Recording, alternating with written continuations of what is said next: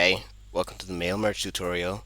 So, what is a mail merge? A mail merge is just a way to get out a mass set of slightly personalized information using a source of data. So my source of data is going to be these Excel rows, which each have an email, a name, and a tuition associated with them.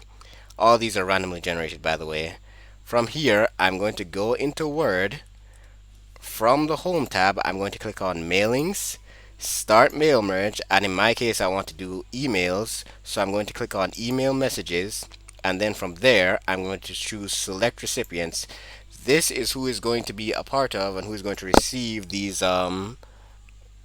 personalized messages or whatever. I'm going to use an existing list, which I just showed you, and from this list, I'm going to insert a merge field. So for example, names. So I'm going to say dear names, and then I'm going to insert tuition right here. So your tuition is.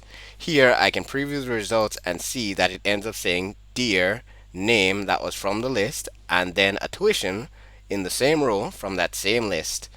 And you can see I can click through and look through all the participants who are in this mail merge, who's just going to get something specifically towards them.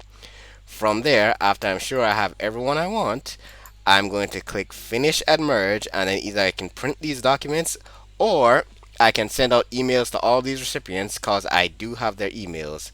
And that's basically how you do a mail merge. Good luck with that.